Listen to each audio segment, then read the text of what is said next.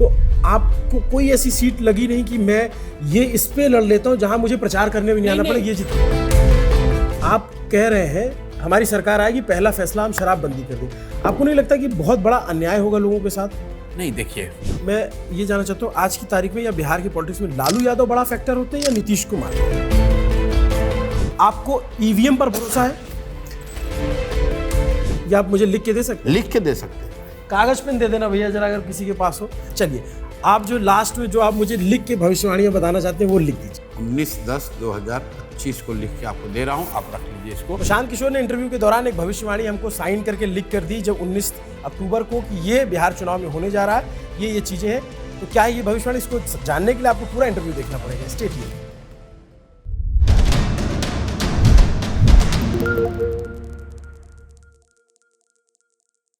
भूमिकाओं का समय निकल चुका है, लंबी लंबी भूमिकाओं और बड़े बड़े शब्दों की लबबाजी का वक्त नहीं है, क्योंकि चुनाव सिर पर है और चुनाव के ऐलान हो चुके हैं, प्रत्याशियों के ऐलान होने लग गए हैं।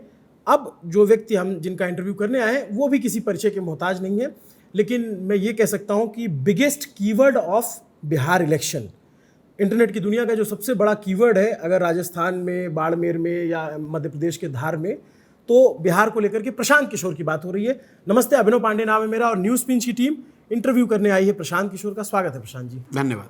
कैसा चल रहा है चुनाव? बढ़िया चल रहा है, बिहार बदलाव के लिए तैयार है। तो अभी आप लोगों ने टिकट अनाउंस करना शुरू कर दिए? टिकट हम लोगों ने तो कंप्लीट कर लिए, कर दिए पूरे 243 कर। पूरे 243 हो गए। विवाद भी हुए कुछ? नहीं, थोड़ा बहुत विवाद तो नहीं कहूँगा। देखिए, जो जनसुराज के चुनाव प्रत्याशियों के चयन की प्रक्रिया रही है वो पहले से बड़ा, उसको हम लोगों ने क्लियरली लेआउट किया हुआ था। कुल 12,500 लोगों ने आवेदन दिया, उसमें करीब 750 लोग हैं जिन्होंने कि सीरियसली इसको सभी चरणों में जिन्होंने पार्टिसिपेट किया है। उन 750 लोगों में से 243 लोगों का चुनाव होना था। तो नेचुरली जिन लोगों को सफलता नहीं मिली या जो लोग इस बार प्रत्याशी नहीं हैं, उनमें से कुछ लोगों को ज़रूर दुख हुआ होगा, क्योंकि कई बार ऐसा हुआ है कि दो लोग बिल्कुल करीब करीब समान प्रतिभा, समान प्रयास के हैं, लेकिन उसमें एक को चुनना पड़ा। चुनना तो एक ही को है। तो जहाँ तक हो सका है उनको एडजस्ट करने की, समझाने की कोशिश करी गई है। मैं समझता हूँ कि कुछ इक्का दुक्का अपवाद को छोड़ दें तो ज़्यादातर इस जगह जो है वो लोगों ने इस निर्णय को स्वीकार किया है, क्योंकि जनसुराज ने पैसे के दम पर, बाहुबल के दम पर टिकट नहीं दिया है। जो हम लोगों ने वादे किए थे, समाज के सभी वर्गों के रिप्रेजेंटेशन का जो वादे किए थे कि पहली बार बिहार में वो लोग चुनाव लड़ेंगे जिनके बाप दादा नेसेसरली राजनीति में नहीं है, तो 90% से ज़्यादा मैंने कहा था। अभी मैं आपको बता सकता हूं कि 95% से ज़्यादा लोग वही चुनाव लड़ रहे हैं जो जनसुराज के रहे हैं, जिन्होंने जनसुराज में काम किया है। मैंने शुरू से ये कहा था कि 10% लोग, कुछ लोग अपवाद के तौर पर बाहर से लास्ट मिनट पर भी उनको लिया जा सकता है, उसकी संख्या मुझे लग रहा है कि 15 से कम है। बाकी सारे लोग जनसुराज के लोग हैं जिन्होंने जनसुराज के साथ काम किया है, जनसुराज के साथ लगे रहे हैं। और जो मेरा अपना अनुमान था उस समय, जो मैंने कहा भी था कि करीब करीब 200 लोग ऐसे लोग चुनाव लड़ रहे होंगे जिन्होंने जीवन में कभी चुनाव नहीं लड़ा है। तो ये नए लोग हैं, पहली बार बिहार की जनता के सामने यहाँ के सबसे बड़े डॉक्टर्स, यहाँ के सबसे बड़े वकील, यहाँ के सबसे बड़े शिक्षाविद, सबसे बड़े समाजसेवी, सबसे ईमानदार समझे जाने वाले अफसर चुनाव लड़ रहे हैं। तो ये जनता के पास एक नया प्रयोग है, नया विकल्प है। अब जनता को निर्णय लेना है। मैं तो देख रहा हूँ आपकी लिस्ट में, उसमें डीआईजी, पूर्व डीआईजी या फिर डॉक्टर, ये तमाम लोग हैं। जैसे कुछ लोगों के टिकट कटे, जैसे चेतना झा आपकी बड़ी एक चर्चित नेता हैं, उनका टिकट कटा समस्तीपुर से, तो उनके कुछ वीडियोज़ आए। कुछ लोगों ने, चूँकि देखिए जब भी मैं पॉलिटिक्स हम लोग फॉलो कर रहे हैं तो किसी भी दल में टिकट जिसका कटता है वो विरोध जताता है। आप एकदम नए हैं, आपके साथ बहुत सारे लोग पद यात्रा भी किए, मैं उस पर आऊँगा। कई लोगों ने कहा कि जो है, जो JSPT है ना आपकी, जो जनसुराज प्रोफेशनल ट्रेनिंग, इनसे और जो जिला अध्यक्षों का जो तालमेल है वो नहीं है, और कई लोगों ने पैसे लेने के भी आरोप लगाए। नहीं, JSPT का तो कोई चयन की प्रक्रिया में कोई उनकी मतलब उनका कोई व्यापक रोल नहीं रहा है। उनकी भूमिका ये रही है कि जो 750 लोग पार्टिसिपेट कर रहे थे उनको एक तरह से असिस्ट करना, फैसिलिटेट करना कि जो काम पार्टी का कार्यक्रम है उनको बताया जाए कि वो काम कराएं। तो ऑब्वियसली फ्रंट लाइन पर वो हैं, उनको बताया जा रहा है भाई ये काम कीजिए, ये काम कीजिए, ये मूल्यांकन का आधार हो सकता है। तो कई बार जब रिजल्ट आता है तो लोगों को लगता है कि वही आदमी जो आपको बता रहा था कि क्या काम करना है, उसी ने गलत सूचना दे दी। ऐसी बात नहीं है। एक तो जो नाम आप बता रहे हैं, ये ऐसे भी इसमें लोग हैं जो 2 महीने 3 महीने पहले पार्टी में आए हैं। देखिए, जो जितने लोग बोलने वाले हैं उसमें ज़्यादातर लोग ऐसे होंगे जो कि लास्ट के 6 महीने में आए हैं, जब एक तरह से माहौल बनने लगा। जब माहौल जनसुराज का बनने लगा, वो लोग आए और उनकी ये आशा अपेक्षा थी कि हम 6 महीने में हमने बड़ी मेहनत की। संभव है कि आपने 6 महीने में बहुत मेहनत करा, लेकिन कोई उसी जगह पर 2 साल से मेहनत कर रहा है या 1.5 साल से मेहनत कर रहा है, तो स्वाभाविक है कि उसको वरीयता आप पर मिलेगी। खैर, मैं राजनीति पे आऊँगा। मैं आपको एक बात बताता हूँ। मैं टूटू के घर गया था। बहुत कम लोग जानते होंगे आपका बचपन का नाम टूटू है। जी, अब भूल गए हैं। भूल गए? आपको बुलाता है कोई? अब है नहीं, कोई नहीं। कोई नहीं बुलाता।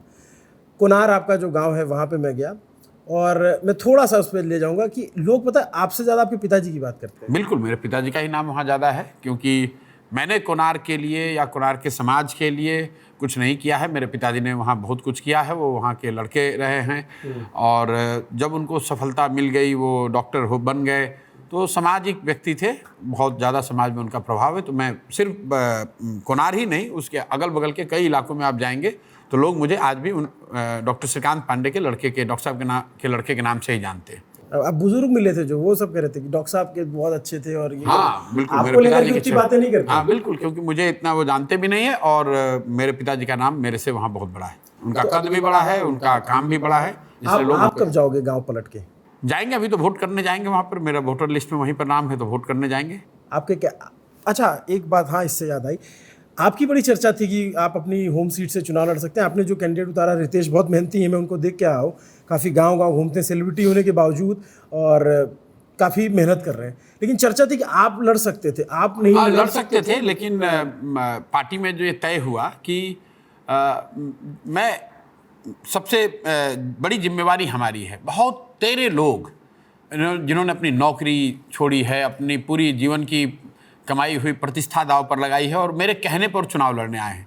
अब अगर जब वो चुनाव लड़ रहे हैं और मैं ही अपना चुनाव लड़ने चला जाऊं उनको छोड़कर, तो वो उचित नहीं होता। तो बहुत गहन विचार विमर्श के बाद ये तय हुआ कि अगर मैं कहीं भी चुनाव लड़ूंगा तो जो 2 दिन या 3 दिन भी मैं अपने लिए लगाऊंगा, उससे बेहतर है कि मैं वो समय उन लोगों के लिए लगाऊं जिन्होंने कि मेरे कहने पर, मेरे इस प्रयास को देखकर, इससे इंस्पायर्ड होकर, अपना सब कुछ छोड़कर राजनीति में वो उतरे हैं। वो कई ज़्यादातर लोग तो ऐसे हैं जिनका राजनीति से कोई सरोकार नहीं है। 70 साल की उम्र में, 72 साल की उम्र में उन्होंने कहा कि नहीं, अगर इतना बड़ा प्रयास हो रहा है तो मैं भी इसमें कंधा लगाऊंगा। आप भागलपुर के अभयकांत जी को देख लीजिए, जीवन भर उन्होंने लॉयर के तौर पर काम किया है। वाईबी गिरी को देख लीजिए, जो मांझी से चुनाव लड़ रहे हैं, यहाँ के हाईकोर्ट के सबसे बड़े वकील हैं। गोपालगंज में डॉक्टर साहब लड़ रहे हैं, वो वहाँ के सबसे बड़े डॉक्टर हैं। मुजफ्फरपुर में देख लीजिए, मोतिहारी में देख लीजिए, तमाम ऐसे लड़ाने का जिम्मा आप पे। तमाम ऐसे लोग जो कि किसी दूसरे प्रोफेशन में थे, अच्छी खासी उनकी जिंदगी चल रही थी। प्रशांत किशोर और जनसुराज के प्रयास को देखकर उन्होंने कहा नहीं, हमें भी इसमें कंधा लगाना चाहिए। अब इस वक्त अगर मैं उनको छोड़कर अपना चुनाव लड़ने एक दिन के लिए भी जाऊंगा तो कहीं ना कहीं वो सही नहीं होगा। तो मेरा चुनाव लड़ने का मन था, लेकिन पार्टी में जो शीर्ष नेतृत्व है, जो साथी हमारे हैं, सबसे विचार विमर्श किया गया और ये कहा गया कि नहीं, ये उचित नहीं होगा। तो सबसे ज्यादा कहाँ से मन था, करघर से लड़ने से या राघोपुर से? मेरा अपना मन तो राघोपुर से ही था और अगर लड़ते तो राघोपुर से ही लड़ते। और पत्रकारों को भी ये लग रहा था कि अगर राघोपुर में प्रशांत किशोर वर्सेस तेजस्वी यादव गया तो सबसे हॉट सीट हो जाएगी। मजा आएगा, बात कवर करने में, टीआरपी आएगा। तो पत्रकारों का तो एक देखिए, बॉक्सिंग मैच होता है जी, तो जो लोग बॉक्सिंग में देखने जाते हैं, कोई पिटे कोई पिटे, कोई पीटे या कोई पिटाए, लोगों को तो मजा आ रहा है, लेकिन जिसको बॉक्सिंग में उतरना है, उस चोट तो उसको लगनी है, लड़ना तो उसको है। तो बिल्कुल वो लड़ाई भी आपको दिखेगी, आज नहीं तो कल, जब समय ऊपर वाले ने तय किया होगा तो वो लड़ाई भी दिखेगी। अच्छा, बहुत से जो बिहार के जानकार पत्रकार हैं, मैं बहुत अपने आप को जानकार नहीं मानता, मैं बिहार देख रहा हूँ, घूम रहा हूँ, गाँव-गाँव जा रहा हूँ, उनका ये कहना था कि राघोपुर से आप लड़ते तो आप बहुत बुरी तरीके से फंस जाते, क्योंकि एक तो आरजेडी वहाँ पे बहुत पहले से। एक चीज मैं आपको बताऊँ, ये वही पत्रकार हैं, वही एनालिस्ट हैं जिन्होंने कहा कि बिहार में प्रशांत किशोर आकर क्या कर लेंगे, यहाँ तो जगह ही नहीं है, यहाँ पर तो जाति की राजनीति होती है, प्रशांत किशोर को तो कोई पहचानेगा नहीं, पदयात्रा करने से क्या होगा, बिहार में कुछ नहीं बदलेगा। तो लोगों का अपना एक नज़रिया है, वो नज़रिया पीछे के एक्सपीरियंसेस पे बेस्ड है, वो फ्यूचरिस्टिक थिंकिंग को देखकर नहीं है। कोई भी चुनाव लड़िएगा तो मुकाबला होगा। तेजस्वी यादव यहाँ के अपने दल के बड़े नेता हैं, तो बिल्कुल लड़ाई होगी। क्या कभी किसी पत्रकार ने आपको बताया था कि स्मृति ईरानी आएंगे और राहुल गांधी को हरा देंगे अमेठी में? तो ये तो लोगों को पता थोड़ी ना होता है। बट ऐसा नहीं हो सकता था प्रशांत जी कि आप चुनाव लड़ते, जैसे अरविंद केजरीवाल, शीला दीक्षित सबसे बड़ी नेता, उनके खिलाफ लड़े। देखिए, दो बात है, अगर तेजस्वी यादव मुख्यमंत्री होते तो हर हालत में लड़ा जाता, चाहे कुछ भी हो, बिल्कुल, तब किसी भी तरह समय निकाला जाता, कोई लड़ाई होती। यहाँ पर एक और बात है कि अगर एक जो कंसिडरेशन और रहा है कि हम अगर वहाँ लड़ने जाते हैं तो अननेसेसरी उसको जातिगत रंग भी लोग देने की कोशिश करेंगे, और उस चक्कर में हम लोग पढ़ना नहीं चाहते हैं कि भाई पूरा नैरेटिव जो है वो शिक्षा और स्वास्थ्य से हटकर ये हो जाए कि अच्छा ये फलाने जाति के हैं, ये फलाने जाति के हैं, इसलिए इनको हराने ये राघोपुर गए हैं। तो वो भी कहीं ना कहीं बैक ऑफ द माइंड था कि हम लोग उस नैरेटिव में फंसना नहीं चाहते हैं। हम लोग शिक्षा, रोजगार, पलायन, विकास की ही बात करना चाहते हैं, और 3 साल से वही कर रहे हैं, आगे उसी पर चुनाव लड़ेंगे। जो आप बात कर रहे हैं ना, मैं वो देख रहा हूँ, मतलब घूम रहा हूँ। आपकी एक बात मुझे बिल्कुल सत्य लगी। 2 चीज़ें, एक आपने जो कहा था ना, मैंने आपके किसी वीडियो में देखा कि आपने कहा कि एक बुजुर्ग, एक जवान बच्चा घर से निकलता है, मजदूरी करने जाता है, साल में 1 आध बार आता है, और फिर जब वो बूढ़ा हो जाता है और गांव आता है वापस पूरी ज़िंदगी मजदूरी करके, तो उसके घर का कोई जवान बच्चा जाता है। ये मैंने देखा है अपने, मैं जब रिपोर्ट करता हूँ तो ऐसे लोग मिले जिनकी 3-3, 4-4 पीढ़ियाँ इसी तरीके से हैं। दूसरी बात, आप जो कहते हैं कि बिहार आंकड़ों से ज़्यादा हकीकत में गरीब है, और सच में गरीब है। मतलब संपन्नता जिनकी है उनके पास बहुत संपन्न है, विपन्नता जहाँ है वो अघोर विपन्नता है। मतलब मैं अपना अनुभवजन्य सवाल आपसे पूछ रहा हूँ।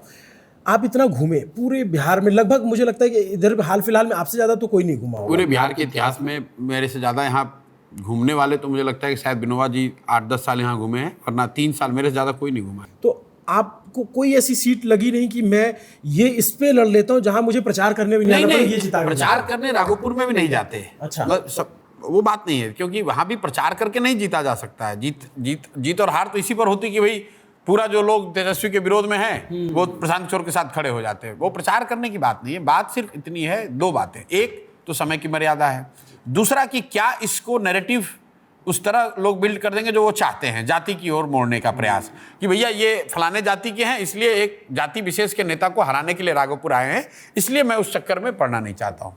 अच्छा, मैं अब आ जाता हूँ मुद्दों पे। चूँकि गरीबी की बात है या पलायन की बात है या शिक्षा बढ़ाने की बात है, मैं थोड़ा सा जानना चाहता हूँ कि प्रशांत किशोर का प्लान क्या है। मतलब आप ये कहते हैं कि छठ के बाद अब नहीं जाना पड़ेगा, लेकिन वो बड़ा असंभव सा लगता है। बिल्कुल असंभव नहीं है। हम लोगों ने जो बात रखी है कि पलायन को रोकने के लिए 3 स्टेप प्लान बताया है, और पूरा उसको साइंटिफिकली, प्रोफेशनली असेस किया और जनता के बीच में रखा कि कुल करीब 50 लाख लोग ऐसे हैं जो मजबूरी में यहाँ से बाहर जाकर मजदूरी करते हैं। उसमें करीब 25 से 30 लाख ऐसे लोग हैं जिनको अगर अवसर यहाँ दे दिया जाए तो तुरंत वापस चले आएंगे। तो अगर इन 25 लाख से 50 लाख लोगों को रोजी रोजगार दिलाना, और इनका औसत जो इनकम है वहाँ पर वो 10,000 से 20,000 रुपये तक है, वहाँ पर खर्चा काटने के बाद ये लोग 6 से 8,000 रुपये तक वापस घर भेज पाते हैं। तो जो हम गांव जो चलते हैं जी, वो हम लोगों ने पता किया कि कितना पैसे की अगर यहाँ रोजगार की व्यवस्था हो जाए तो लोग वापस आ जाएंगे। लोगों ने कहा 10 से 12,000 अगर मिल जाए तो हम लोग यहीं पे रह के काम करना प्रेफर करेंगे। उसके आधार पर हम लोगों ने 3 व्यवस्था की कि अगर 10 से 12,000 रोजी रोजगार करना है तो पलायन को पहले पूरा स्टडी किया कि भाई पलायन के विभिन्न पहलू क्या है। सिर्फ हम लोग जब पलायन की बात करते हैं तो यहाँ लोग ज़्यादातर लोगों के पलायन की बात करते हैं, लेकिन बिहार से सिर्फ लोगों का पलायन नहीं है, बिहार से सबसे बड़ा पूंजी का पलायन है, उससे जुड़ा हुआ बुद्धि का पलायन है, और फिर लोगों का पलायन है। पूंजी के पलायन से मेरा मतलब है जो बैंकों में सेविंग का पूंजी जो जमा कर रहे हैं लोग, वो पैसा कहाँ जा रहा है। बिहार में जो CD रेशियो है वो 40% है। उसकी वजह से 2 से 2.5 लाख करोड़ रुपया हर साल यहाँ से बिहार के गरीब जनता का जो पैसा हम लोग बचा कर रखते हैं बैंक में, बैंक यहाँ से ट्रांसफ़र करते हैं उन राज्यों में जिन राज्यों में उद्योग लग रहे हैं, रोजगार के धंधे काम चल हो रहा है। तो हम लोग का पहला है कि बिहार में जो CD रेशियो है उसको राष्ट्रीय औसत के बराबर कर दिया जाए, मतलब 40 से बढ़ाकर अगर 70 कर दिया जाए तो बिहार में 2 से 2.5 लाख रुपया अतिरिक्त उपलब्ध हो जाएगा लोगों को रोजी रोजगार के लिए, घर बनाने के लिए, बिजनेस करने के लिए, गाड़ी खरीदने के लिए। 2 से 2.5 लाख करोड़ रुपया। तो एक पहला जो जनसुराज ने पलायन रोकने का कि हम पूंजी की उपलब्धता को बेहतर करेंगे by improving the CD ratio, जो 40% से बढ़ाकर 70% करेंगे। फैक्ट्रियां लगानी पड़ेगी? कोई फैक्ट्री की जरूरत नहीं है, वो तो बैंक और सरकारी व्यवस्था है। तो ये तो ऐसे इकोनॉमी तो खुली हुई है, कहीं कोई भी पैसा फ्लो नहीं, ऐसा है ना कि जैसे मान लीजिए आपको घर बनाना है बिहार में, तो आप घर बनाने के लिए लोन लेने जाइएगा तो बिहार में लोन नहीं मिलेगा। आप लखनऊ में, नोएडा में, दिल्ली में रहते हैं, अगर आपको घर खरीदना है तो आप घर तुरंत जाके EMI आपको घर आकर एजेंट बनाकर दे जाता है। अगर वो घर बनाने के लिए पैसा आपको यहाँ मिले तो आप घर बनाएंगे तो उससे क्या होगा, 25 लोगों को उसमें रोजगार मिलेगा। जो कारपेंटर है, प्लम्बर है, इलेक्ट्रीशियन है, वो यहीं पे काम करेगा। तो सबसे बड़ी जो दिक्कत है बिहार में है वो है पूंजी की उपलब्धता नहीं है। तो और इसकी एक पिछले 35 वर्षों में 1990 से लेकर 2025 तक करीब करीब 25 लाख करोड़ रुपया बिहार से बैंकों ने ट्रांसफ़र किया है बाहर। ये बिहार के लोगों का पैसा है, ये किसी बिजनेसमैन का पैसा नहीं है। पिछले फाइनेंशियल ईयर में 4,21,000 करोड़ रुपया बिहार के लोगों ने बैंक में जमा किया और उसमें सिर्फ 1,61,000 करोड़ रुपया ही यहाँ पे लोन के तौर पर मिला, बाकी पैसा बाहर चला गया। तो जन स्वराज का पलायन रोकने का, रोजगार देने का पहला मंत्र यह है कि सीडी रेशियो को, बैंकों के साथ मिलकर सीडी रेशियो को सुधारा जाए ताकि हर वो व्यक्ति जो रोजी रोजगार करना चाहता है उसको ऋण उपलब्ध हो और 2 से 2.5 लाख करोड़ रुपया एक्स्ट्रा बिहार में उपलब्ध हो जाए। दूसरी बात हम लोगों ने कही कि जो कृषि आधारित माइग्रेशन है उसको रोकने के लिए जो लोग भी अभी यहाँ पर धान, गेहूँ, ज्वार, बाजरे, मकई की खेती कर रहे हैं उनको ये एक व्यवस्था लागू किया जाए कि अगर आप कैश क्रॉप की खेती करेंगे तो आपको मनरेगा के तहत मजदूर मुफ्त में मिलेगा। तो अगर आप देखेंगे गांव में जाकर यहाँ, तो जो धान की खेती कर रहा है और समझो लहसुन की खेती कर रहा है, दोनों में फ़र्क ये है कि उसको मजदूरी का खर्च बहुत ज़्यादा होता है। तो दूसरा हम लोगों ने स्कीम दिया कि मनरेगा को कृषि से जोड़ देंगे ताकि कृषि आधारित सारे मजदूर जो है वो बाहर ना जाकर यहीं पर मजदूरी उनको मिल जाए। और तीसरी बात हम लोगों ने कही कि लोन जो है बिहार में, जो कर्ज है वो बहुत महंगे दर पर मिलता है। लोग यहाँ पर लोन सिर्फ 3 ही स्थिति में लेते हैं, अपने बेटी की शादी के लिए, घर बनाने के लिए और बच्चों के पढ़ाई के लिए। अगर कोई बीमार पड़ गया तब लोन लिया, वो अलग बात है, लेकिन मूलतः 3 चीज़ों के लिए लोग लोन लेते हैं: बेटी की शादी, घर बनाना और बेटी की पढ़ाई। लोग बिजनेस व्यापार के लिए लोन नहीं लेते हैं क्योंकि उनके मन में, जब यहाँ के समाज का आप अध्ययन करेंगे तो पता चलेगा कि उनके मन में एक डर होता है ब्याज का, चक्रवृद्धि ब्याज, कि लोन, क्योंकि नीचे सूदखोरी इतनी है, लोग 5%, 6%, 8% महीने पर ब्याज लेते हैं लोन लेते हैं। होता यह है कि आपने 1 लाख रुपए लोन लिया और उसका कर्ज चुकाते चुकाते जनरेशन लोगों के बीच जाते हैं, तो माइक्रो फाइनेंस में। तो इससे क्या हुआ है कि लोगों की कर्ज लेकर बिजनेस, व्यापार, रोजगार करने की प्रवृत्ति कम हो गई है। तो एक जो हम लोग स्कीम ला रहे हैं इंटरेस्ट सबवेंशन की, कि हर वो व्यक्ति जो 5 लाख रुपए तक लोन लेकर रोजी रोजगार करना चाहता है उसको सिर्फ 4% सालाना ब्याज पर लोन मिलेगा।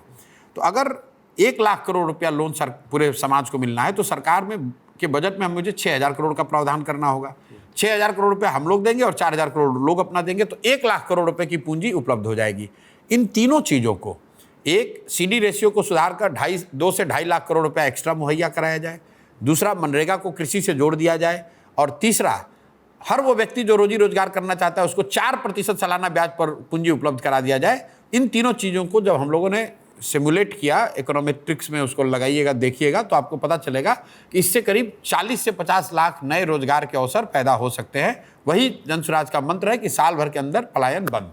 अच्छा, ये तो आपने पलायन रोकने की बात की। जो लोग यहाँ पे हैं उनमें इतनी भयंकर असमानता है, इतनी भयंकर गरीबी है, उनके लिए आप क्या करेंगे? क्योंकि मैं ये देख रहा हूँ, मैं एक चीज बता दूं, ये जो चीज़ किया जा रहा है वो इसके लिए नहीं कि जो बाहर है या जो यहाँ पे है। ये तो 50 लाख जब नौकरी पैदा हो जाएगा, 40-50 लाख रोजगार के अवसर पैदा हो जाएंगे, तो संभव है कुछ यहाँ पे रह रहे हैं बेरोजगार बैठे हुए उनको मिलेगा, कुछ बाहर से आके रहेंगे। इससे क्या होगा कि एक फ्लोर सेट हो जाएगा। 5 साल में 50 लाख या एक साल में? पहले साल में, एक साल में प्रशांत किशोर 50 लाख लोगों को रोजगार दिला देंगे, बिल्कुल। और इससे क्या होगा, एक फ्लोर सेट हो जाएगा। जैसे जब देश में मनरेगा आया तो सारे लोग मनरेगा में मजदूरी करने नहीं गए, लेकिन मनरेगा ने एक रूरल वेज का फ्लोर सेट कर दिया।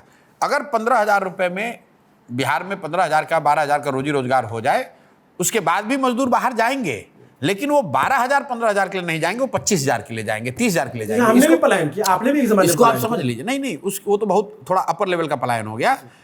अभी क्या हो रहा है कि जैसे गुजरात में, अगर गुजरात का आदमी उसी फैक्ट्री में काम करता है तो उसको 21,000 रुपये मिलता है। अच्छा। बिहार का आदमी जाके काम कर रहा है तो उसको 12,000 में ही, 15,000 में ही निपटा रहे हैं, इसलिए कि यहाँ का आदमी इतनी गरीबी है उसको कुछ नहीं, वो कहता है भाई मैं 12,000 में भी काम करने को तैयार हूँ।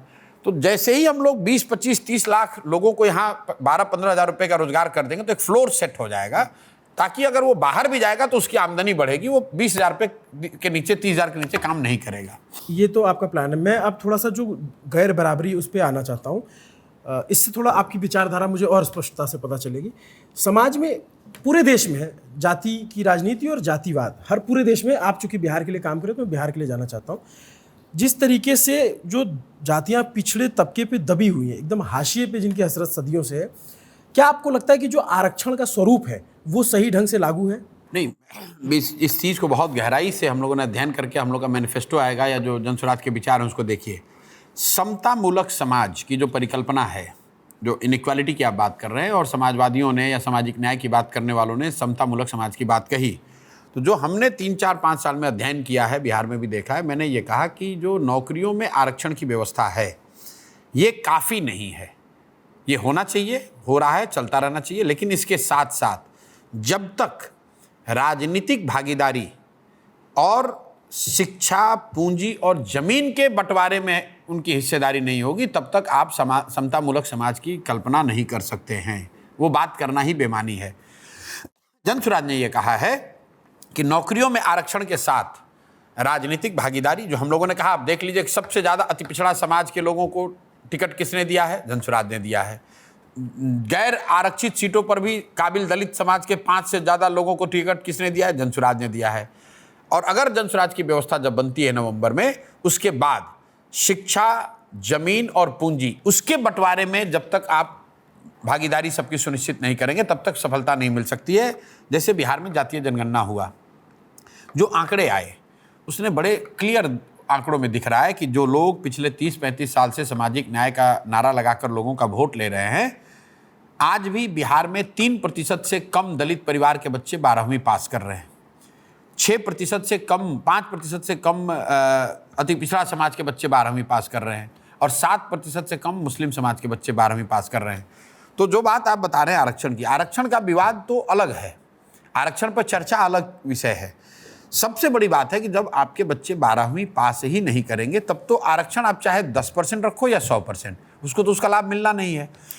इसीलिए जनसुराज जो कह रहा है कि अगर बिहार में सामान्य वर्ग के लोग 15% 12वीं पास कर रहे हैं, तो दलित समाज के लोग भी 12वीं पास उतना करना, 15% करना चाहिए। इसलिए हम लोग का सारा फोकस शिक्षा पर है कि जब तक आप समाज को शिक्षित नहीं करेंगे, सबको शिक्षा का अधिकार नहीं होगा, तब तक सिर्फ आरक्षण से बात नहीं बनेगी। इसी तरह भूमि के बंटवारे को देखिए, बिहार, पूरे देश में 38% लोग के पास ज़मीन नहीं है। बिहार में 60% लोग भूमिहीन हैं, भूमि है ही नहीं उनके पास। तो जब तक, और इसका एक बड़ा कारण यह है कि आज़ादी के बाद बिहार में भूमि सुधार को लेकर कोई प्रयास नहीं किया गया है। तो हम लोग ये चाहते हैं कि जब जनसुराज की व्यवस्था बने तो भूमि सुधार लागू हो, और कई लोगों को ऐसा लगता है कि भूमि सुधार लागू कीजिएगा तो सवर्ण लोग आपसे नाराज हो जाएंगे। ये बिल्कुल गलत अवधारणा है। सबसे पहले तो आपके अध्यक्ष जी नाराज हो जाएंगे। नहीं, कोई नाराज नहीं होगा। इसलिए नहीं होगा कि मैंने ये बताया कि ऐसा नहीं है कि सवर्णों के पास यहाँ जमीन सब उन्होंने कब्जा किया हुआ है। भूदान आंदोलन बिहार से शुरू हुआ जी। लाखों एकड़ जमीन भूमि धारकों ने दिया ताकि उसका सही बंटवारा हो सके। आज तक किसी को नहीं मालूम है कि जो भूदान में लाखों एकड़ जमीन दिया गया, वो जमीन किसको मिला, किसके पास है। उस बिल्कुल बंदर बाट हो गया। 1/3 जमीन बिहार में लिटिगेशन में फंसी हुई है, उसका मालिकाना हक लोगों को पता नहीं है। अगर आप भूमि सुधार लागू करेंगे तो अभी जो भूमि धारक है और जो भूमिहीन है, दोनों को फायदा होगा। 2-3 साल के अंदर बड़ी प्रक्रिया होगी, लेकिन 3 साल के अंदर लैंड की ओनरशिप क्लियर होगी, लिटिगेशन कम होगा, लैंड प्रोडक्टिविटी बढ़ेगा और लैंड में इन्वेस्टमेंट लोग कर पाएंगे। ये आपकी बात बिल्कुल सही है। ये मैं महसूस करता हूँ जब बिहार को पढ़ता हूँ, समझता हूँ, क्योंकि जो नक्सल मूवमेंट शुरू हुआ या फिर जो बीते दिनों नरसंहार हुए या जो भी हुआ, वो एक ज़मीन का सही से वितरण ना होने की वजह से। मैं ये कह रहा हूँ, जैसे हमने अभी मुसहर समाज के ऊपर एक डॉक्यूमेंट्री बनाई, आपके पास जब भी समय मिले, साल 2 साल ज़रूर देखिएगा और अपने दोस्तों और नीति नियंता लोगों को दिखाइएगा ताकि उनके लिए बदलाव हो सके। मैं वहाँ देख रहा हूँ उनके पास एक धूर जमीन नहीं, उनके पास बोने के, सोने के लिए जमीन नहीं, बोने की बहुत दूर की बात है। आप देखिए, मैं सवाल कंप्लीट कर ले रहा हूँ। और उन तक जो योजनाएं, जैसे मान लीजिए महादलित विकास मिशन चल रहा है, उन तक योजनाएं भी नहीं पहुंच रही क्योंकि आधार कार्ड नहीं है, वो पढ़े लिखे नहीं है। और वो 40 लाख की आबादी बिहार में, जो उनके लीडर हैं उनसे भी सवाल है, आप लोगों से भी सवाल है कि ये तबका इस तक कोई लाभ क्यों नहीं पहुंच रहा है। जो आरक्षण है वो सिर्फ कुछ जातियों में सीमित हो गया है, उन लोगों तक नहीं पहुंच रहा है जो मुसहर डोम। मैं यही बात कह रहा हूँ, सिर्फ मुसहर डोम वो तो बिल्कुल ही बेचारे हाशिए पर हैं। अब उनके लिए सरकार ने आज से 20 साल पहले एक योजना शुरू की 0.3 डिसमिल ज़मीन देने की, ताकि वो कम से कम घर बना सके। 0.3 डिसमिल ज़मीन, सरकार ने आदेश में ये कहा कि अगर सरकारी ज़मीन उपलब्ध नहीं है तो सरकार वहाँ मार्केट से ज़मीन खरीद के इनको देगी। आज तक 1.2 लाख लोगों को ही ये ज़मीन दी गई है और पिछले कुछ महीनों में जनसुराज ने एक बड़ा अभियान चलाया बिहार में, 1 करोड़ लोगों से इस बात के लिए सिग्नेचर कराया कि भाई जो दलित महादलित अति पिछड़े समाज के भूमिहीन लोग हैं उनको कम से कम घर बनाने के लिए जो आपने वादा किया था 0.3 डिसमिल, जो मांझी जी मुख्यमंत्री बने तो बढ़ाकर पेपर पर 0.5 डिसमिल कर दिया, उनको ज़मीन दीजिए। तो जो बात आप कह रहे हैं वो बिल्कुल सही है। ये अगर आप सिर्फ जातियों को इस तरह की योजना का लोभ दिखाकर उनसे वोट लेते रहेंगे, ज़मीन पर कुछ नहीं हुआ है। आज भी वो जातियाँ, मुझे लग रहा है जाति समाज के लोग 1960 में जी रहे हैं। 60 में नहीं है, मुझे तो 18वीं सदी में लगते हैं। बिल्कुल, आपको जानकर आश्चर्य होगा। लेकिन मजबूरी, दिक्कत यह है कि वो लोग या तो उनके पास विकल्प नहीं रहा है अभी तक, या विकल्प अगर अब आज हो गया है तो अब उनकी जिम्मेवारी है कि उन वो लोग अपने बच्चों के लिए, अपने हक के लिए, अपने ज़मीन के लिए, अपने रोजगार के लिए वोट दें। अगर वो फिर आज जाकर जाति के नाम पर उन्हीं लोगों को वोट दे देंगे जो उनको पिछले 30-40 सालों से इस दशा में रखे हैं, तो उनकी स्थिति नहीं सुधरेगी। मैं आपको आश्चर्य होगा, मेरे रोंगटे खड़े होते जब मैं बताता हूँ, जब मैं रिपोर्ट कर रहा हूँ, 14 साल की बच्ची ने 4 साल पहले एक बच्चे को जन्म दिया है। भाई इसमें कोई आश्चर्य की बात नहीं है। मैं 2.5 साल पैदल चला हूँ, गांव अनगिनत मुसहर टोली में डोम समाज के जो बस्तियां हैं, जो पासवान समाज के लोग हैं या अति पिछड़ा समाज के लोग हैं, या कई जगह पर तो मुस्लिम समाज के लोग, गांव में आप जाएंगे उस गांव को पैदल पार करना मुश्किल है, इतनी गरीबी, तभी तो मैंने कहा कि भाई आंकड़ों में जितना बिहार गरीब दिखता है उससे हकीकत मुझसे कई गुना ज़्यादा बदहाल और गरीब है। यही बात तो जब 2 साल 2.5 साल के मेरे पदयात्रा का एक लाइन का जो मैंने सार बताया वो यही बताया। आप गरीबों के लिए लड़ेंगे? आंकड़ों में बिहार जितना गरीब है, हकीकत में कहीं उससे ज़्यादा गरीब और बदहाल है। आप गरीबों के लिए लड़ेंगे? देखिए, मैं बिहार के लोगों के लिए लड़ने आया हूँ, बिहार के लिए लड़ने आया हूँ। गरीब, अमीर, पिछड़ा, अति पिछड़ा, दलित, महादलित, इन टुकड़ों में नहीं बांटना चाहता हूँ। यही बांट के तो लोगों ने बर्बाद किया। मैं बिहार की तरक्की चाहता हूँ, बिहार की तरक्की के लिए लड़ाई लड़ना चाहता हूँ, बिहार को देश के 10 अग्रणी राज्यों में शामिल कराना चाहता हूँ, और चाहता हूँ कि बिहार को फिर से ज्ञान की भूमि के तौर पर प्रस्थापित किया जाए। यहाँ के बच्चों के लिए पढ़ाई हो, रोजगार हो, पलायन बंद हो। इसके अलावा कोई दूसरा ध्येय नहीं है। चलिए, आप लड़ेंगे, हम देखेंगे, क्योंकि हमने तो देखा अक्सर जो गरीबों की लड़ाई लड़ते हैं वो अमीर हो जाते हैं, गरीब गरीब रह जाते हैं। इसीलिए मैंने कहा आपको, आपने मुझे प्रॉम्प्ट भी किया, तो मैंने नहीं कहा कि मैं गरीब की लड़ाई लड़ूंगा कि पिछड़ों की लड़ाई लड़ूंगा। मैं बिहार की लड़ाई लड़ने आया हूँ, क्योंकि मुझे ऐसा लगता है कि गरीब तो खैर बिल्कुल ही बदहाल दशा में जी रहा है। जो यहाँ पर सो कॉल्ड वेल ऑफ लोग हैं उनकी भी हालात इतने अच्छे नहीं जो आप बता रहे हैं।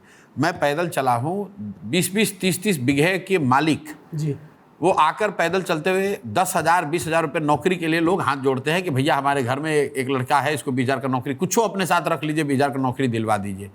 तो बिहार में जब आप देश के सबसे गरीब और पिछड़े राज्य हैं, 100 में 80% लोग बदहाल हैं, तो आप इनको अगर गरीबी से निकालना है तो पूरे बिहार की तरक्की की बात करनी होगी, टुकड़ों में बात करने से नहीं होगी।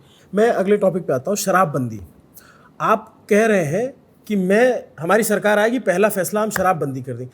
आपको नहीं लगता कि बहुत बड़ा अन्याय होगा लोगों के साथ? नहीं, देखिए, पहली बात तो आप समझिए कि हम क्या कह रहे हैं।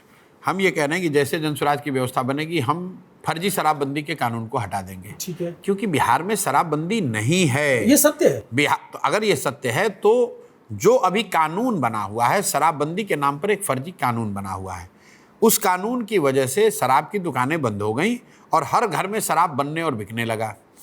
इससे हुआ ये कि 20,000 करोड़ रुपया हर साल बिहार सरकार का नुकसान हो रहा है। और ये पैसा जा कहाँ रहा है? ये पैसा जा रहा है भ्रष्ट नेताओं के पास, अफसरों के पास, माफियाओं के पास। और इससे लोगों ने बताया कि महिलाओं को फ़ायदा होगा। तो भाई, महिलाओं को अगर फ़ायदा होता, 8-8.5 लाख लोगों पर, गरीब परिवारों पर केस हो गया, 6.5 लाख लोग मुकदमे में फंसा दिए गए, करीब 1.25 लाख लोग आज भी जेल में हैं। जो लोग जेल में हैं शराबबंदी के इस फर्जी कानून की वजह से, आप जाकर देखिए, वो ज़्यादातर गरीब, अति पिछड़े, दलित समाज के लोग हैं, जिनके पास इतना भी पैसा नहीं है कि वो कोर्ट में जाए, केस लड़े, बेल कराएं, बाहर निकले। और जो लोग सही में शराब पी रहे हैं, शराब का धंधा कर रहे हैं, वो तो सब बाहर घूम रहे हैं, वो तो सब बड़े लोग हैं। मैं आपकी बात से इत्तेफाक कर, मैं ये कह रहा हूँ, आप गांधी जी को मानते हैं, मैं आपको देखता हूँ बहुत मजबूती से आप उनकी बात रखते हैं और अच्छा लगता है ये जानकर। आप उल्टा भी तो कह सकते हैं कि मैं शराबबंदी का जो फर्जी कानून है, जैसे मान लीजिए कि शराबबंदी बिहार में शराबबंदी लागू है और बिहार में शराब मिलती है, ये दोनों बात सत्य है, सब जानते हैं। अगर नहीं होता तो सड़क पे नहीं लिखा होता शराब पी के गाड़ी ना चलाएं। लेकिन आप इसका उल्टा भी तो कह सकते थे कि मैं एक्चुअल में शराबबंदी लागू करूंगा। मेरा उस पर कोई यकीन नहीं है, क्योंकि आपने गांधी की बात कही। गांधी जी ने कभी ये नहीं कहा कि इस कानून बनाकर शराबबंदी लागू कर दिया जाए। गांधी को जिन लोगों ने गहराई से पढ़ा है, सुना है, वो बात ऐसा कभी कह ही नहीं सकते। हमने इस पर बहुत रिसर्च किया है। गांधी जी ने शराबबंदी को सामाजिक प्रयास के तौर पर बताया है कि समाज को, सरकार को ये प्रयास करना चाहिए कि समाज में शराब का प्रचलन न बढ़े। उन्होंने ये नहीं कहा कि कानून बनाकर, ये तो गांधीवाद के बिल्कुल उलट बात है। गांधी जी तो कोई भी चीज़ कानून बनाकर ज़बरदस्ती कराने के बिल्कुल अगेंस्ट थे। उन्होंने तो ये कहा कि लोगों को शाकाहारी होना चाहिए। तो क्या इसका मतलब है कि आप कल कानून बना देंगे कि जो लोग शाकाहारी नहीं है वो गैर कानून, वो उनको जेल में बंद कर दिया जाएगा? तो गांधी को पहले तो ये गांधी के नाम पर ये फर्जी वाला मत फैलाइए कि गांधी शराबबंदी का कानून चाहते थे। नहीं, बिल्कुल नहीं। शराब के खिलाफ थे, शराब पीने और इसके प्रचलन के खिलाफ थे।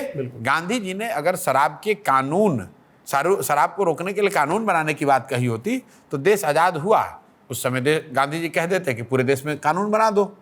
लेकिन गांधी जी ने कभी इस बात की, अपने पूरे जीवन में इस बात को नहीं, कानून के जरिए, दबाव के जरिए गांधी जी ने कभी किसी बात को करने को के गांधी खिलाफ थे। तो ये गांधी के नाम पर इस फर्जी कानून को बढ़ाया नहीं जा सकता। दूसरी बात, हम लोग एविडेंस बेस्ड पॉलिसी मेकिंग की बात करते हैं। आपका ये सवाल ठीक है भाई, आप ये क्यों नहीं कह रहे कि पूरी तरह से शराबबंदी लागू कर देंगे?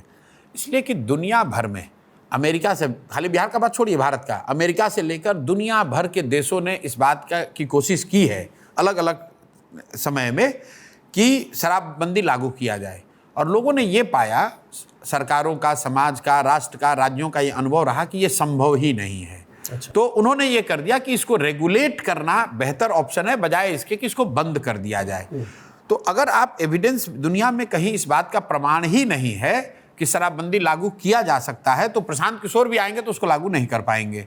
दूसरी बात कि उसको लागू करने के जो फायदे, नफे, नुकसान हैं, अगर आप लागू कराने के लिए सरकार की पूरी व्यवस्था को उसी में लगा देंगे तो उसका नुकसान ये हो रहा है कि जिस पुलिस को कानून व्यवस्था का काम करना था वो शराबबंदी को लगाने, बनाने, छुपाने, कमाने में लगा हुआ है। जिस शिक्षक को पढ़ाने का काम करना था उससे सरकार शराबबंदी का निरीक्षण करवा रही है। हर पूरा सरकारी तंत्र शराबबंदी को लागू करने, उसको छिपाने, उससे कमाने में लगा हुआ है। तो इससे बहुत बेहतर विकल्प यह है कि उसको रेगुलेट कर दिया जाए, कम मात्रा में शराब उपलब्ध हो, जहां उपलब्ध हो वो स्वेच्छा से लोग पिए, और जिनको पीना वो पिए, उस पर टैक्स भरे। गलत शराब बनना बंद हो जाएगा, माफियागिरी बंद हो जाएगी, अवैध शराब से मरने वालों की संख्या करीब करीब खत्म हो जाएगी। वो ज़्यादा बेहतर विकल्प है। लेकिन ऐसा उदाहरण भी तो नहीं मिलता देश में कि जैसे मान लीजिए जिन राज्यों में शराब मिलती है, जैसे यूपी का उदाहरण लेते हैं, यूपी में शराब मिलती है और यूपी में अवैध शराब भी बनती है कई जगहों पे। मैं राजस्थान में गया, वहाँ पे भी शराब मिलती है, अवैध शराब बनती है। और ये शराब बना कौन रहा है? वो तबका जो बहुत हाशिए पे, जिनके पास कोई रोजगार नहीं है। जैसे मैं मुसहर टोले में गया, वहाँ अलग अलग टोलों में शराब बनती है और लोग शराब पीते मरते हैं उसको पी के, महिलाएं तक वो शराब की आदी हो गई। इस पे कोई काम करने का प्लान है कि ये कैसे ठीक किया ऐसा है? मैंने वही कहा कि उस पूरे सेक्टर को रेगुलेट करने की जरूरत है। जब आप उसको अंडर कवर रखेंगे जी, तो शराब के बनने, उसको स्टोर करने, वितरण, कंजम्पशन की पूरी चीज अंडर कवर है। तो सरकार अगर देख भी रही कि यहाँ गैर कानूनी शराब बन रहा है तो डर के मारे कोई रिपोर्ट नहीं करता है, क्यों? अफसर जो है, पुलिस वाला है, वो समझता है कि अगर हम बताएंगे कि यहाँ पर गैर कानूनी शराब बन रहा है तो हमारी नौकरी चली जाएगी। तो शराब की जो व्यवस्था है उसको रेगुलेट कर दिया जाए, ट्रांसपेरेंट कर दिया जाए, ताकि लोगों को पता चले कि कौन बना रहा है, कहाँ बिक रही है और कौन पी रहा है। ये जरूरी है। 2-3 चीज़ों से शराब से जुड़े हुए न्यूसेंस को कम किया जा सकता है। एक कि सड़क पर पीकर घूमना, उस चीज़ को अगर आप कड़ाई से लागू कर दें तो कोई न्यूसेंस नहीं क्रिएट होगा रोड पे, उस चीज़ को लागू किया जा सकता है। दूसरे जो संवेदनशील जगह हैं, जो स्कूल हैं, मंदिर हैं, सामाजिक स्थल हैं, वहाँ पर शराब के ठेके न दिए जाएं। उस तरह की व्यवस्था, रेगुलेटेड शराब अगर बिके तो उससे। लेकिन यही जो आपके विरोधी हैं, खासकर मैं मुजफ्फरपुर में था तो एक बुजुर्ग मिले और बोले प्रशांत किशोर तो यही चाहते हैं कि सड़क पे लोग पहले की तरह दारू पी घूमने लग जाए। भाई, हर आदमी का अपना नजरिया हो सकता है। देखिए, अब आज क्या शराब पीकर लोग रोड पे नहीं घूम रहे हैं? आज भी घूम रहे हैं। मैं पैदल चला हूँ, कोई ऐसा दिन नहीं बीता जब मुझे शराब पीकर लोग मेरे साथ चलते हुए मुझे नहीं पाए, मैंने नहीं मुझसे मिले हों। कोई ऐसा दिन नहीं मिला जब सभाओं में लोग शराब पीकर न दिखे हो। मैं हर सभा में महिलाओं से पूछता हूँ, भाई शराब बिक रहा है कि नहीं? तो अभी क्या हो गया है, लोग, महिलाएं भी ये कह रही हैं कि भाई कम से कम पहले ये तो था कि 100 रुपये में शराब मिलती थी, अब तो वो वही 100 रुपये की शराब 300 में मिल रही है। ये भी नहीं पता है कि वो शराब सही है कि गलत है। शराब उतनी ही बिक रही है, लोग पी उतना ही रहे हैं। तो इससे फायदा किसका हो रहा है? जी, सिर्फ भ्रष्ट नेताओं का फायदा हो रहा है, भ्रष्ट अफसरों का फायदा हो रहा है। लेकिन इसमें जो मैं दूसरी तरफ आपको ले जा रहा हूँ कि जो महिलाएं शराब बना रही हैं या जिन गरीब तबकों में शराब बन रही है, उसमें होता क्या है कि ज़्यादातर कई बार होता है महिलाएं विधवा हो जाती, तो शराब के साथ साथ उनका शोषण भी होता है। बिल्कुल, वो ठीक बात है। देखिए, मैं वही बात आपको कह रहा हूँ, जब तक आप इसको अंडर कवर रखेंगे जी। तो वो शोषण होता ही रहेगा। और शराब, जो लोग अवैध शराब बना रहे हैं, उनको कुछ नहीं मिल रहा है। वो इतना बड़ा जीवन में रिस्क ले रहे हैं, गलत काम कर रहे हैं। वो ऊपर बैठा हुआ कोई शराब का माफिया जो इन गरीब परिवारों में इनको शराब को कुछ चंद पैसों के लिए ये रिस्क लेने के लिए मजबूर कर रहा है कि आप गलत शराब बनाइए, और फिर वो वितरण वो कर रहा है, पैसे वो कमा रहा है। इनको तो कुछ पैसे मिलते हैं और लोग जीने खाने के लिए गरीब तबकों में ये बना रहे हैं। इसी चीज़ को रोकने की तो बात हम लोग कर रहे हैं। खैर, चलिए आपके मुद्दों पे बात करिए। अब चूंकि समय कमी है, हम फटाफट आपके जो पॉलिटिकल राइवल है, राइवल हम बोल सकते, राइवल शब्द यूज़ कर सकते हैं। तेजस्वी यादव ने घोषणा की कि वो सब घर नौकरी देंगे, उसके उनके वादे से आप कम्पीट कर पाएंगे? भाई, ये ऐसा वादा है जिसकी चर्चा करना भी बेमानी है। बिहार में 78 साल हो गए आज़ादी के बाद, कुल 26 लाख लोग करीब नौकरी करते हैं, सरकारी नौकरी करते हैं। ये लोग, आपके दर्शकों को ध्यान में रखना चाहिए कि 78 साल में बिहार में 26 लाख लोगों को सरकारी नौकरी मिली है। जी। मतलब चपरासी से लेकर मुख्य सचिव तक जितने सरकारी कर्मी हैं वो 26 लाख ही हैं।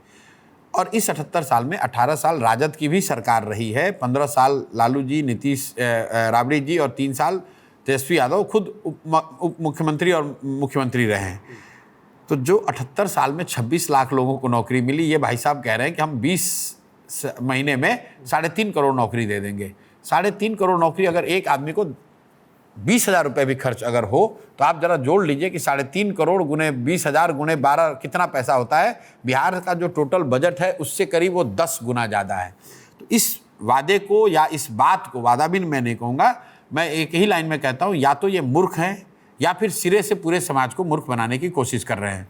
आप बिहार की बात छोड़ दीजिए, भारत की बात छोड़ दीजिए, दुनिया में 1-2 देश अगर आप छोड़ दें तो कोई ऐसा देश नहीं है जहां पर कि वो बिल्कुल छोटे देश हैं, बहुत रिच और छोटे देश हैं यूरोप में, जहां पर कि ये व्यवस्था की जा सकती है कि हर घर से नौकरी दे दी जाए।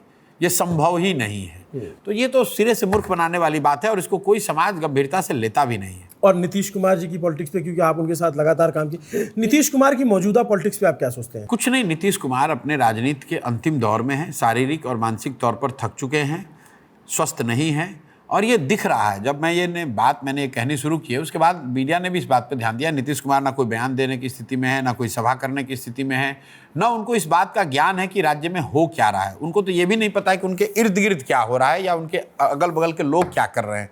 क्योंकि मैं जितना नीतीश कुमार को जानता हूँ, अगर नीतीश कुमार स्वस्थ होते, मानसिक तौर पर सचेत होते, तो जिस तरह की व्यवस्था चल रही है वो कभी संभव ही नहीं है। नीतीश कुमार के रहते हुए उनके अगल बगल के मंत्री सैकड़ों करोड़ रुपए का अवैध जमीन खरीदें और मामला डॉक्यूमेंट के साथ पब्लिक में आ जाए और उस पर कोई कार्रवाई ना हो, उस पर एक बयान ना हो। नीतीश कुमार के रहते उनके उप मुख्यमंत्री 7 हत्या के अभियुक्त हों, उस पर विवाद हो जाए, वो कुछ ना बोलें, ये संभव नहीं है। नीतीश कुमार के स्वास्थ्य को लेकर तो मैं दावा नहीं कर सकता, क्योंकि मैं उतना क्लोजली जानता नहीं हूँ। और खैर, मैं ये जानता हूँ क्लोजली जानने की बात नहीं है। मुख्यमंत्री के तौर पर नीतीश कुमार का कोई बयान, कोई पब्लिक स्टेटमेंट, कोई मीडिया इंटरेक्शन, कोई ऐसी गतिविधि आपको दिखी हो जहाँ की वो दिखे हो कि वो बिल्कुल तरह से स्वस्थ हैं, इन कंट्रोल हैं। नीतीश कुमार को जो लोग जानते हैं वो हर दूसरे, चौथे, 5वें दिन पत्रकारों से मिलते थे, बात करते थे, स्टेटमेंट देते थे, विषयों पर उनकी टीका टिप्पणी होती थी। आज महीनों हो गए नीतीश कुमार कुछ सभाओं में लिखे हुए पन्ने से 2-4 लाइन पढ़ने के अलावा उन्होंने कोई पब्लिकली सार्वजनिक कोई ना बयान दिया है, ना सार्वजनिक मुद्दे पर कोई टीका टिप्पणी करी है, ना राज्य में होने वाली घटना दुर्घटना पर कोई उनकी प्रतिक्रिया आई है, कुछ नहीं। जो भी उनकी प्रतिक्रिया आती है वो ट्विटर के जरिए आती है या प्रेस विज्ञप्ति के जरिए आती है, अपने मुंह से कुछ नहीं बोलते हैं। वैसे नीतीश कुमार आदमी कैसे हैं? बहुत भले व्यक्ति थे, और पिछले अगर 8-10 साल को हटा दें तो नीतीश कुमार की छवि एक अच्छे व्यक्ति की थी, एक ऐसे व्यक्ति की थी जो समाज में, सरकार में, राजनीति में सुचिता चाहता है। और एक दौर था 2005 से लेकर 2015 तक का, जिसमें बिहार के एक बड़े वर्ग को ऐसा लगता था, जिसमें मैं भी शामिल हूँ, कि नीतीश कुमार बिहार में सुधार की शुरुआत कर रहे हैं, नीतीश कुमार के नेतृत्व में बिहार सुधर सकता है। लेकिन आज जो नीतीश कुमार हैं और जो नीतीश कुमार आज से 10 साल पहले थे, उसमें ज़मीन आसमान का फ़र्क है।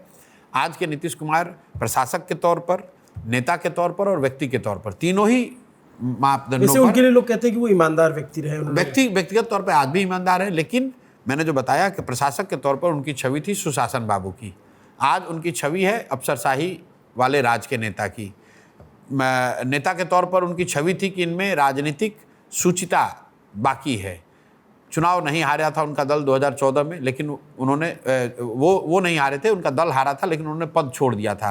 एक राजनीतिक मर्यादा की बात उनसे लोग जोड़कर देखते थे। आज वो चुनाव हार गए हैं, लेकिन फिर भी वो कुर्सी पर बैठे हुए हैं। तीसरा सबसे बड़ी बात है, तब तो आप साथ में ही थे? नहीं, बिल्कुल नहीं। 2020 में जब वो चुनाव हारे हैं तब तो मैं कभी उनके साथ नहीं रहा हूँ। 20 में चुनाव हारने के बाद नीतीश कुमार भाजपा के साथ और लालटेन के साथ अलग अलग समय पर रहे और सिर्फ इस नियत से रहे कि कुर्सी पर बने रहें। और सबसे बड़ी जो बात है कि व्यक्ति के तौर पर उनकी संवेदनाएं कहीं ना कहीं मर गई हैं। हम लोग जिस नीतीश कुमार को जानते हैं, जब ये रेल मंत्री थे तब गैसल पश्चिम बंगाल में एक रेल दुर्घटना हुई जिसमें 200 लोग की मृत्यु हुई। तो नीतीश कुमार उस समय वाजपेयी जी प्रधानमंत्री थे, इन्होंने रेल मंत्री पद से इस्तीफा दिया ये कहते हुए कि 200 लोगों की मृत्यु हो गई, मैं कैसे पद पे रहूँगा। हम लोग उस नीतीश कुमार को जानते हैं, उनका सम्मान करते थे, उनके साथ काम किया था। आज जिस नीतीश कुमार का विरोध कर रहे हैं वो नीतीश कुमार हैं जो 100 लोग मर जाते हैं जहरीली शराब पीकर तो हंस कर कहते हैं कि जो पिएगा वो मरेगा। ये उस नीतीश कुमार का विरोध कर रहे हैं कि जब कोविड में हजारों लोग पैदल घूम रहे थे, लोग मदद के लिए त्राही त्राही कर रहे थे, नीतीश कुमार अपने बंगले से भी नहीं निकले। तो समय के साथ नीतीश कुमार व्यक्ति के तौर पर, प्रशासक के तौर पर और राजनेता के तौर पर बिल्कुल अलग हैं। इसलिए पहले उनका समर्थन था और आज उनका विरोध हो रहा है। और लालू यादव कैसे व्यक्ति हैं और कैसे उनकी पॉलिटिक्स है, आप कैसे देखते हो? देखिए, लालू जी का मैं मन से कहता हूँ और सार्वजनिक तौर पे कहता हूँ कि लालू जी का एक जो बड़ा योगदान रहा है बिहार में, वो ये है कि जब वो सत्ता में आए तो उनके शुरुआती सालों में, उनके शासनकाल के शुरुआती सालों में समाज के गरीब को, वंचितों को, पिछड़ों को आवाज़ और सम्मान मिला। ये पहला मैं आदमी हूँ जो मन से कहता हूँ जी। वो मेरे राजनीतिक विरोधी हो सकते हैं, लेकिन मैं ये मन से कहता हूं कि लालू जी के शुरुआती सालों में, शासन के शुरुआती सालों में गरीब, पिछड़ों को, वंचितों को आवाज़ और सम्मान मिला। लेकिन उसके साथ ये भी कहता हूं कि जिन गरीबों को, जिन वंचितों को, पिछड़ों को इन्होंने आवाज़ और सम्मान दिया, उनके बच्चों के लिए, उनके लिए इन्होंने पढ़ाई की, रोजगार की, ज़मीन की व्यवस्था नहीं की। उसके मुँह में आवाज़ दे दिया, उसके हाथ में झंडा पकड़ा दिया, ये कह दिया कि मेरा और मेरे बच्चों का नारा लगाते रहो, हमें राजा मान लो। तो जिस बात के लिए लालू जी का सम्मान होना चाहिए उसके लिए उसका सम्मान है, और जिस बात के लिए विरोध होना चाहिए उसके लिए विरोध कर रहे हैं। मैं ये जानना चाहता हूँ, आज की तारीख में या बिहार की पॉलिटिक्स में लालू यादव बड़ा फैक्टर होते हैं या नीतीश कुमार? लालू यादव बड़े, आज भी बड़ा फैक्टर है। इसलिए बड़ा फैक्टर है क्योंकि बिहार में आज भी वोट देने वाला एक बहुत बड़ा वर्ग सिर्फ इसलिए वोट देता है कि लालू जी को सत्ता में लाना है, लालू जी वाली व्यवस्था को वापस लाना है, या लालू जी की व्यवस्था को आने से रोकना है। उसको इससे नहीं मतलब है कि इस साइड नीतीश हैं, कि मोदी हैं, कि प्रशांत किशोर हैं। उसको इससे मतलब है कि लालू जी की व्यवस्था वापस ना आए। ये इसके लिए समाज का एक बड़ा वर्ग वोट देता है। With Lalu ji, either against Lalu? Yes, either और तो नहीं है, लेकिन एक बड़ा वर्ग है। अच्छा, तो इसलिए as a phenomena, as a political phenomena Lalu ji Bihar में बहुत बड़ा फिगर हैं। व्यक्ति के तौर पर, दल के तौर पर, नेता के तौर पर छोटा बड़ा हो सकता है, लेकिन नरेंद्र मोदी जी के नाम पर जितना वोट पड़ता है जी, उससे कई गुना ज़्यादा वोट लालू जी के नाम पर या उनके विरोध में वोट पड़ता है। इसलिए मैं उनको बड़ा राजनीतिक फिनोमेना मानता हूँ। अब ये दो धुरियों के बीच में प्रशांत किशोर एक नई जगह बना रहे हैं अपने पार्टी की, अपने दल की। आज की डेट में मतलब आप चुनाव लगभग आ गया, अब आप कहाँ अपने आप को पा रहे हैं, अपनी पार्टी को पा रहे हैं? देखिए, पहले तो ये दो धुरी की जो समझ है ना, ये लोगों की समझ बिल्कुल सुपरफिशियल है जी। अगर आप इन दोनों धुरियों की बात करेंगे तो पिछले चुनाव में इन दोनों गठबंधनों को मिलाकर 72% वोट पड़ा जी। 28% लोगों ने तो पिछले चुनाव में भी इन दोनों गठबंधन के अलग वोट दिया है। इसमें 5% चिराग पासवान का भी था। जिसका भी हो, मतलब ये 72% वोट ही इसको पड़ा है। 28% लोग इन दोनों गठबंधनों से अलग वोट कर रहे थे। तो हम लोग जो बदलाव चाहने, और उसके बाद 5 साल की और सत्ता चल गई और कुव्यवस्था लोगों ने देख ली। तो मेरा अपना मानना है कि आज के तारीख में करीब करीब 60% लोग बिहार में बदलाव चाहते हैं जी। वो चाहे किसी जाति के हों, धर्म के हों, दल के हों, लोग बदलाव चाहते हैं। अब ये संभव है कि जो बदलाव चाहता है वो प्रशांत किशोर को ना चाहे, जनसुराज को ना चाहे, लेकिन बदलाव चाहने वालों की संख्या 60% से कम नहीं है। अब जो बदलाव चाहता है उसके पास 2 विकल्प है, या तो वो पुराने जंगल राज को फिर से एक बार विश्वास करके उनको बहाल करे, या फिर एक नई व्यवस्था जो बनी है जनस्वराज की, इसको चुने। दोनों में जनता जिसको चुनेगी, लेकिन बदलाव तो तय है। किसी भी हालत में अभी की व्यवस्था नहीं चल सकती है। नीतीश कुमार मुख्यमंत्री नहीं रह सकते हैं आगे। नीतीश कुमार मुख्यमंत्री नहीं रहेंगे? सवाल ही नहीं, असंभव बात है। 14 नवंबर के बाद नीतीश कुमार बिहार में मुख्यमंत्री नहीं रहेंगे। या आप मुझे लिख के दे सकते हैं? लिख के दे सकते हैं। कागज पेन दे देना भैया जरा, अगर किसी के पास हो। मैं दूसरी बात पूछता हूँ कि अब जैसे आपकी लड़ाई, आपको फाइट में, जैसे जो सामान्य दर्शक है जिसको राजनीति की बहुत समझ नहीं है, लेकिन वो प्रशांत किशोर को सुनना चाह रहा है, इंटरेस्ट ले रहा है, तो आपकी फाइट किससे होगी? एनडीए से या एनडीए से? एनडीए से फाइट। हाँ, क्योंकि वो सत्ता में वो हैं जी। बदलाव लोग चाहते हैं, तो जो सत्ता में है उसको हटाना चाहते हैं, तो हटाने के लिए उनके पास 2 विकल्प है। तो हमारी लड़ाई तो जो सत्ता में उसी से तो होगी भैया। अच्छा, तो एनडीए में आप बहुत सारे नेताओं का जो है घोटाला के आरोप लगा रहे हैं, या बहुत सारी चीजें उजागर करके लाए नहीं, हैं? आरोप नहीं लगा रहे हैं, जो फैक्ट है वो बता रहे हैं। जी। दिलीप जायसवाल जो भाजपा के अध्यक्ष हैं, उन्होंने सिखों के एक माइनॉरिटी कॉलेज को किशनगंज में कब्जा किया हुआ, ये आरोप नहीं है, तो कब्जा है, आप भी जाके देख सकते हैं। और उन्होंने इसको डिनाई भी नहीं किया है। सम्राट चौधरी 7 लोगों की हत्या के अभियुक्त हैं, आरोपी नहीं है, अभियुक्त हैं, जेल में रहे हैं, और बिना किसी। अभियुक्त और आरोपी में क्या अंतर होता है? आरोपी में यह है कि भैया आप पर किसी ने आरोप लगाया, इनको बाकायदा अरेस्ट किया गया, जेल में डाला गया, कोर्ट में गए, दोषी नहीं है ना? नहीं भाई, कैसे नहीं दोषी हैं? क्योंकि इनको अदालत ने बरी नहीं किया, ट्रायल नहीं चला। तो जब तक ट्रायल चल रहा है तब तो नहीं, आरोपी- ट्रायल भी नहीं चल रहा है। अच्छा, यही तो मैं आपको बात बता रहा हूं, ट्रायल भी नहीं चल रहा है। इन्होंने अपने आप को एक फर्जी डॉक्यूमेंट लगाया जिसमें कहा कि मैं नाबालिग हूं, 15 साल का हूं, इसलिए कोर्ट ने इनको बरी कर दिया। मान लीजिए आप दिल्ली में निर्भया का केस हुआ, निर्भया केस में 2-3 बच्चों के बारे में ये बताया गया, 2-3 लड़कों के बारे में कि ये नाबालिग हैं, वो छूट गए। तो इसका मतलब क्या वो रेप के दोषी नहीं है? वो छूट गए, उन पर ट्रायल नहीं चला, लेकिन वो नाबालिग होने के नाम पर छूटे हैं। ऐसा नहीं है कि वो बरी कर दिए गए हैं। तो इन पर और वो तो नाबालिग थे, ये नाबालिग थे भी नहीं, नाबालिग होने का एक फर्जी सर्टिफिकेट लगाया है, आप जाके देख लीजिए। और क्योंकि आज जो उनका उम्र है, अगर आप उससे बैक कैलकुलेशन करेंगे तो आज की उम्र से उस समय वो 26 साल के थे। 1995 की घटना है, 7 लोगों का नरसंहार हुआ है जिसमें ये अभियुक्त थे, जेल गए थे, और उस समय एक इन्होंने डॉक्यूमेंट लगाया कि मैं 15 साल का हूं, इसलिए कोर्ट से जेल से बाहर आ गए। सुप्रीम कोर्ट में ये हलफनामा दायर है, ये कोई हवाई बात नहीं है। और आज जो उन्होंने एफिडेविट दिया 2 दिन पहले, आप वहां पर उनका एज देख लीजिए, और उसके आधार पर 1995 में उनका उम्र क्या था वो तय कर लीजिए। तो अगर वो उस समय 26 साल थे, तो हम लोग यही तो कह रहे हैं कि फिर उन पे तो ट्रायल चलना चाहिए। तो आप लोग सरकार में आएंगे तो क्या इसको? सरकार में आएंगे, और नहीं आए वो कोर्ट में जाएंगे, अगर नहीं आएगा कोर्ट में जाएंगे। उसके बिल्कुल जाएंगे। लेकिन अब मैं ये जानना चाहता हूँ, जैसे चुनाव आ गया और चुनाव में जीत हार किसकी होगी, क्या होगी, वोट कहाँ कितना % है, वो आप लोग जाने।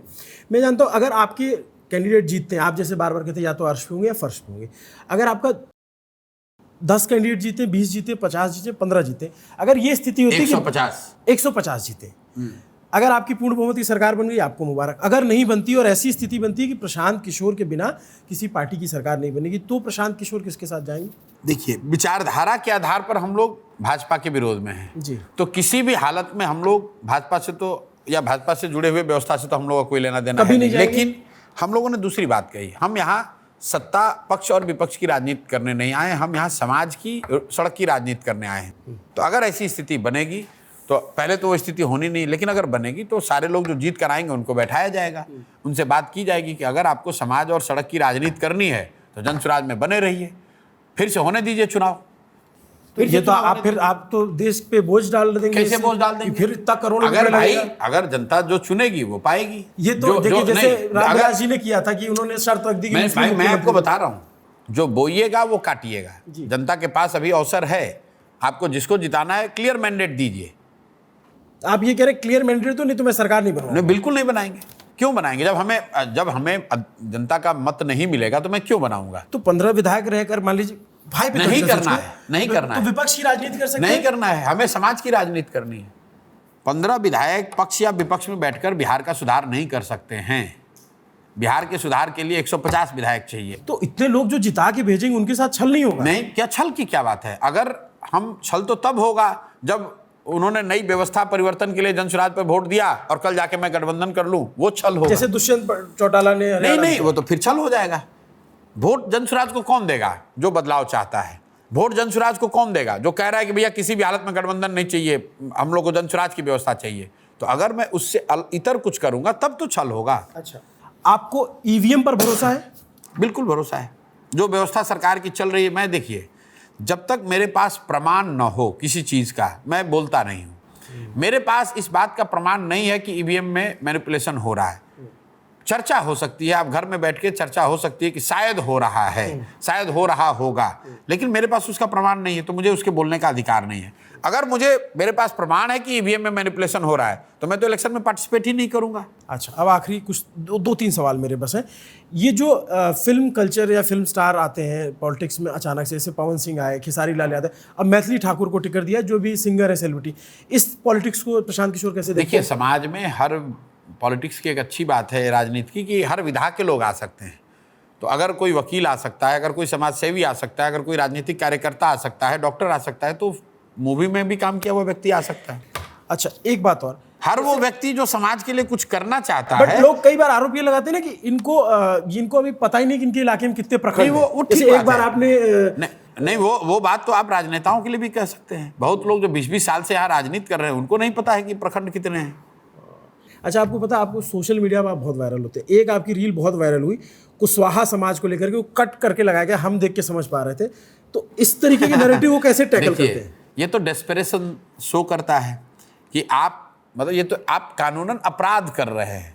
मैं आपकी बात को तोड़ मरोड़ के या वीडियो कट करके डिस्टॉर्ट करके चला रहा हूँ, तो ये तो अपराध है। ये तो पुलिस को संज्ञान लेना चाहिए। जिन लोगों ने डाला है उसको, उस पर केस होना चाहिए। एक आखिरी सवाल, मैंने जो बोला है या जो मैं बोल रहा हूँ उस पर सवाल हो सकता है, जवाब हो सकता है, उससे आप सहमत हो सकते हैं, असहमत हो सकते हैं, लेकिन मेरी बात को आप मतलब मॉर्फ करके दूसरा वीडियो डाल के चलाइएगा तो वो तो कानून अपराध है। एक आखिरी सवाल, आप प्रशांत किशोर अभी जनस्वराज में किस पद पे हैं? मैं इसके संस्थापक के तौर पर देखा जाता हूँ। संस्थापक, सूत्रधार, मतलब आपके पास वैसे कानून पद नहीं है। मैं कोर कमेटी का मेंबर हूँ, कोर कमेटी, एग्जीक्यूटिव कमेटी का भी मेंबर हूँ। आप बिहार में आते हैं 2012, आप यही के बिहार में जब नहीं 22 से 2022 में आया, नहीं 14 के बाद भी आए ना, नीतीश कुमार जी के साथ आप आए, फिर चले गए। हाँ। फिर आप बीच में आए नीतीश कुमार जी के साथ, सात निश्चय, युवा और ये सब एक आस जगी लोगों की। 2015 में 2015 में जब आए नीतीश कुमार जी की मदद करने, तो उस समय 7 निश्चय का प्रोग्राम बनवाया, बिहार विकास मिशन की स्थापना कराई, और वो जिम्मेवारी सरकार की दी, जो सरकार चुन कराई कि उनको ये करना था। नीतीश जी ने वो शुरू भी की, फिर बाद में पलट के वो चले गए भाजपा में, तो उन्होंने उस कार्यक्रम को छोड़ दिया। फिर आप दोबारा आए यहाँ पे, लालू जी के साथ में काम किया आपने। अच्छा, ऐसा कुछ हुआ था क्या कि लालू जी ने तेजस्वी जी से कहा हो कि इनका पैर छुओ ये पंडित जी? नहीं, देखिए, ऐसा बेकार बात है। जब मैं यहाँ काम कर रहा था नीतीश जी के साथ, तब लालू जी के साथ गठबंधन कराया गया था। उस समय लालू जी की भूमिका थी, तेजस्वी यादव उस समय राजनीति में नहीं थे, तो तेजस्वी यादव की कोई भूमिका ही नहीं उसमें। मैं अपना क्वेश्चन दोबारा फ्रेम करता हूँ। आप बिहार आए फिर गए, बिहार आए फिर गए, लोग ये जानना चाहते हैं कि अब तो नहीं जाएंगे छोड़ के बिहार? भाई हैं, यहीं पर हैं, पिछले 3.5 साल से हैं, और जितना समय, जितना मेहनत, जितना पसीना मैंने बहाया, यहाँ लोगों ने 20-20 साल में उतना नहीं बहाया। बट वही है ना कि लोगों को ये भी संशय होता है कि भाई आप अलग अलग दलों के साथ रहे, फिर किसी पार्टी के लिए चुनाव लड़वाने ना चले जाए। भाई ये बात तो जो बहुत शुरुआती दिन में लोग कहते थे 22-23 में, आज ये बात कोई नहीं कह रहा। चलिए, आप जो लास्ट में जो आप मुझे लिख के भविष्यवाणियां बताना चाहते हैं वो लिख दीजिए कि ये नहीं, मैं कोई भविष्यवाणी, मैं कोई ज्योतिष तो हूं नहीं जी। आपने एक सवाल पूछा था, मैं ये लिख सकता हूं कि नीतीश कुमार अगले मुख्यमंत्री नहीं बनेंगे। और जेडीयू की कितनी सीटें आएंगी? 19/10/2025 को लिख के आपको दे रहा हूं, आप रख लीजिए इसको। ये प्रशांत किशोर ने एक भविष्यवाणी की है, तो इस भविष्यवाणी पे हम इनसे तो उम्मीद करता हूँ कि आप चुनाव के बाद भी मिलेंगे, यहीं मिलेंगे, और मिलेंगे। फिर हम आपके जो दावे हैं उन पे बातचीत करेंगे। बहुत बहुत शुक्रिया, आपने समय निकाला, thank you so much. Thank you. आप बताइएगा आपको कैसा लगा ये इंटरव्यू। देखते रहिए न्यूज़ पिंच को फॉलो कीजिए, सब्सक्राइब कीजिए, लोगों तक पहुंचाते रहिए।